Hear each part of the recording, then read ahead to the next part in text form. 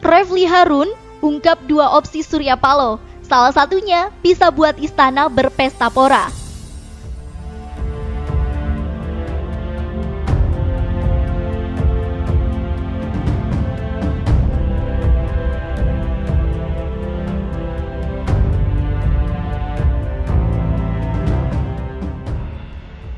Pengamat politik Refly Harun menganalisis bahwa pertemuan Menko Marves Luhut Binsar Panjaitan dan Ketua Umum Partai Nasdem Surya Paloh membahas terkait pencapresan Anies Baswedan dan reshuffle.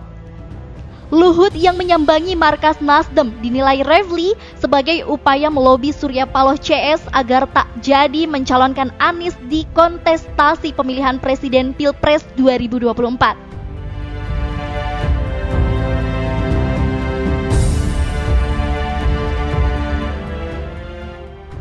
Oke, sebelum lanjut bahasannya, kita mau ngingetin lagi nih ke kalian untuk tekan button subscribe dan jangan lupa nyalakan juga loncengnya ya, agar teman-teman tidak ketinggalan update video terbaru dari Jamaah Milenial.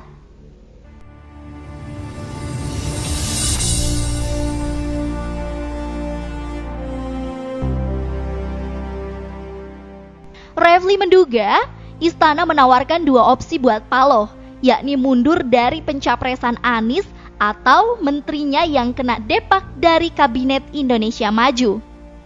Nasdem adalah satu-satunya partai yang masih mungkin dilobi oleh kekuasaan istana agar meninggalkan Anies Baswedan, ujarnya dalam kanal YouTube Refly Harun dikutip konten Jatim pada Kamis 16 Maret 2023.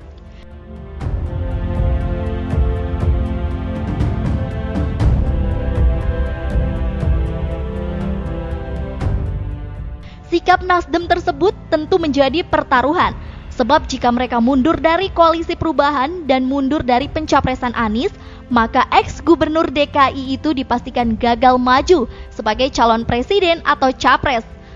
Sebab PKS dan Demokrat tak cukup suara jika hanya mengusungnya berdua. Kalau seandainya Nasdem gentar dengan kerekatan Luhut Panjaitan ini, maka Anies tidak bisa dicalonkan sebagai presiden, karena partai-partai lain sudah di bawah ketiak kekuasaan semua bebernya. Refly menilai, bukan tidak mungkin istana melakukan segala cara agar Anies tak bisa dicalonkan sebagai presiden pada perhelatan 2024 nanti. Jika walaupun sekarang terlihat solid, tapi digoyang terus sambungnya.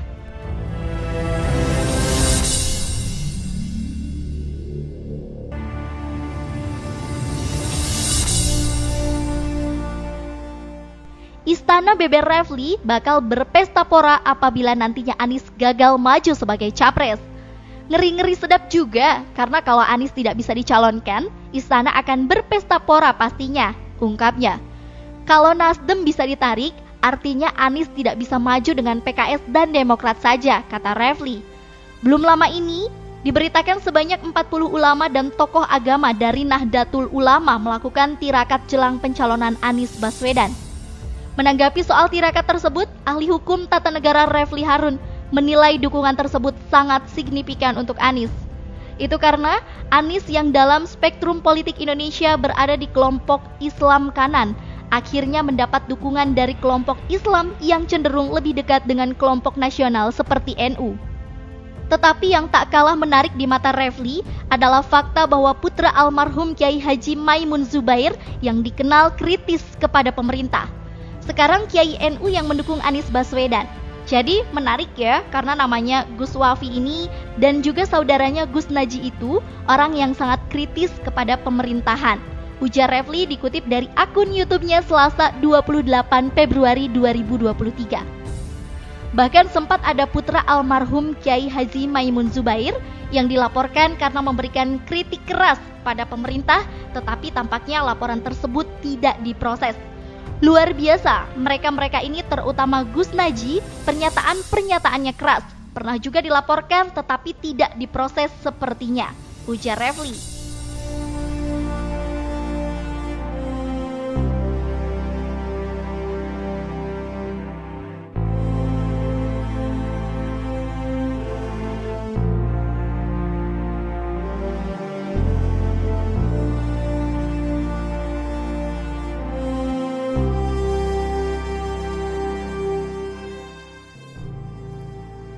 safari politik Anies Baswedan di Surabaya, Hasto Kristianto komentari begini.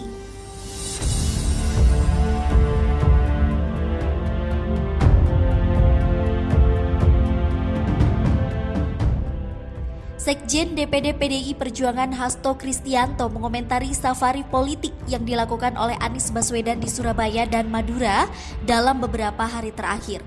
Tanggapan menohok diungkapkan oleh Hasto. Dia menyebut safari politik Anies sepi.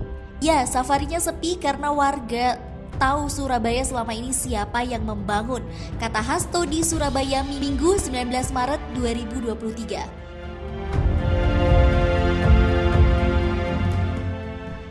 Oke, sebelum lanjut bahasannya, kita mau ngingetin lagi nih ke kalian untuk tekan button subscribe dan jangan lupa nyalakan juga loncengnya ya, agar teman-teman tidak ketinggalan update video terbaru dari Jamaah Milenial.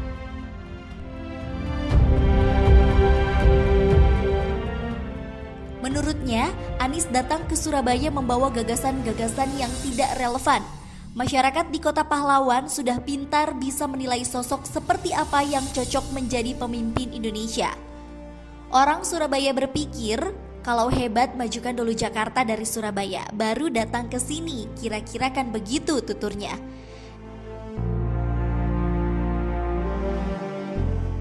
Disinggung soal Anies mencuri start kampanye, Hasto mengatakan masyarakat yang akan menilainya sendiri. Masyarakat bakal tahu mana pemimpin yang bergerak karena keyakinan politiknya bermodalkan prestasi dan yang bergerak hanya karena ambisi. Rakyat yang akan menilai, rakyat bisa tahu, ujar Hasto. Sejak Jumat 17 Maret, Anies Baswedan berkunjung ke Surabaya menyapa para pendukung dan sukarelawan. Dia juga sempat menikmati malam minggu di kawasan Jalan Tunjungan untuk bernostalgia. Terakhir pada Minggu 19 Maret, mantan Gubernur DKI Jakarta itu menebar benih ikan di Sungai Kalimas dan menyapa para pendukungnya di Mall Grand City. Anies juga sempat diteriaki sebagai Presiden 2024.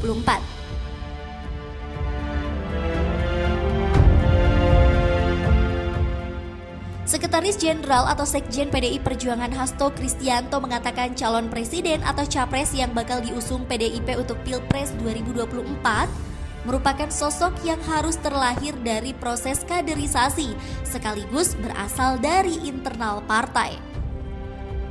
Bagi PDI Perjuangan, pemimpin lahir dari kaderisasi, capres berasal dari internal partai, hal itu amanat dari Ibu Megawati, kata Hasto kepada wartawan usai giat di Surabaya Minggu.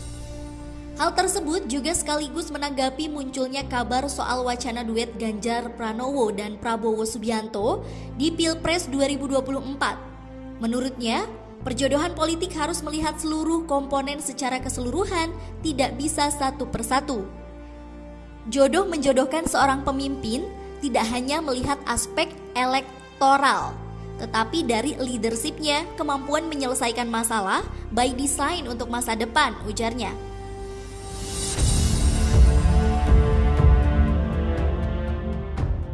PDI Perjuangan, kata Hasto, memiliki mekanisme demokrasi yang khas dan menghasilkan banyak pemimpin berkompeten, baik dalam skala daerah maupun nasional.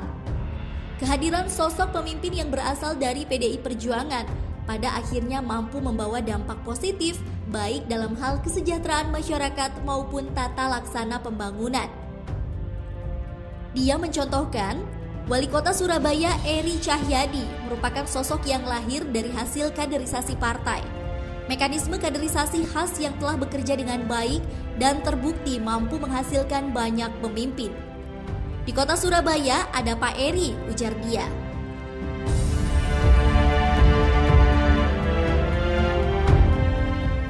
Semua keputusan soal nama calon presiden dari PDI Perjuangan merupakan wewenang penuh dari Ketua Umum Megawati Soekarno Putri.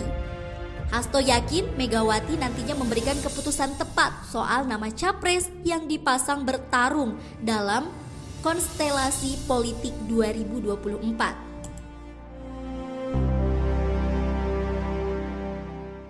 Terkait capres dan cawapres merupakan ranah kewenangan Ibu Megawati, jadi tunggu saja yang tepat, katanya.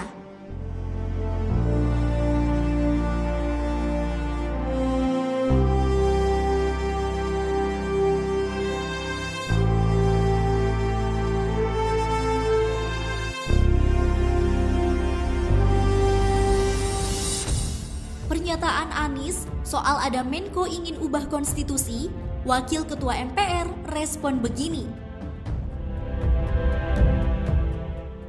Pernyataan Anies Baswedan terkait adanya Menteri Koordinator atau Menko di Kabinet Presiden Jokowi menjadi polemik. Wakil Ketua MPR RI, Zazilul Fawait pun angkat bicara terkait pernyataan mantan Gubernur DKI Jakarta itu.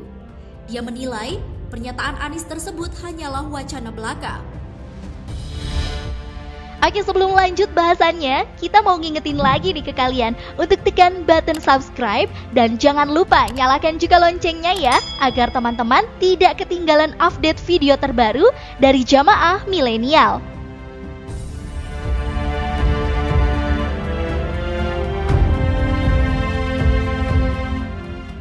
Jazilul menegaskan bahwa wacana amandemen Undang-Undang Dasar sudah tidak ada lagi di MPR. Sebab kata dia, pintu untuk mengamandemen dasar negara itu sudah tertutup di periode 2019-2024 ini.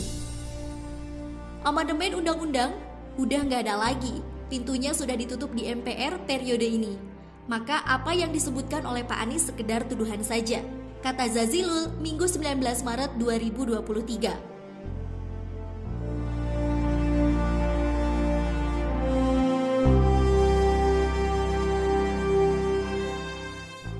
Pria yang juga menjabat sebagai Wakil Ketua Umum PKB itu mempertanyakan apa yang dilontarkan oleh seorang bakal calon presiden atau capres dari bakal koalisi perubahan itu, serta sosok Menko yang dimaksud. Menurutnya, tudingan Anies tidak berdasar pada ketentuan perundang-undangan yang berlaku di Indonesia. Sebab, perubahan konstitusi hanya bisa melalui MPR, bukan melalui Menko. Saya pikir itu hanya sekedar isu saja. Karena mengubah konstitusi itu bukan wilayahnya Menko. Itu wilayahnya MPR. Dan sampai hari ini tidak ada. Di amandemen sudah ditutup, katanya.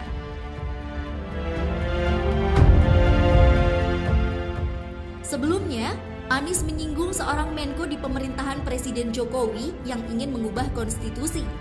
Anies tak menyebut siapa Menko yang ia maksud.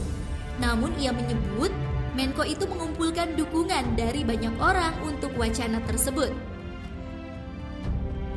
Kita tak bisa bayangkan ada petinggi menyatakan mari kita ubah konstitusi. Tak pernah kita bayangkan kalaupun ada di ruangan tertutup bukan? Tapi di ruang terbuka mengatakan itu tak pernah terbayang, kata Anies di acara Kahmi di Jakarta Utara, dikutip Jumat 17 Maret 2023.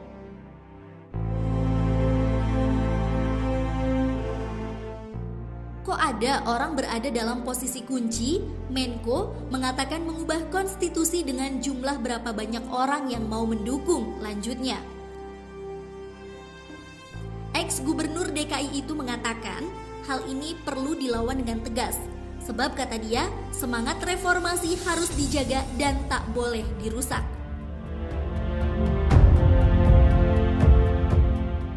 Ini yang harus dilawan. Kenapa? Ini bukan melawan orang, tapi menyelamatkan semangat reformasi yang kita lakukan tahun 98. Jadi kita jaga itu, karena kalau tidak, maka akan rusak, katanya.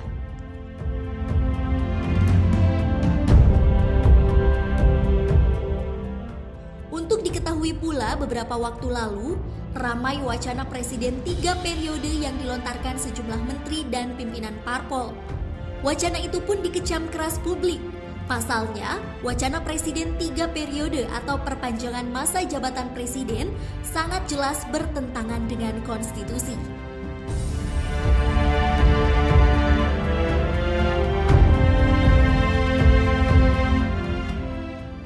Nah, itu tadi pembahasan kita kali ini. Semoga video ini bermanfaat untuk teman-teman semua ya.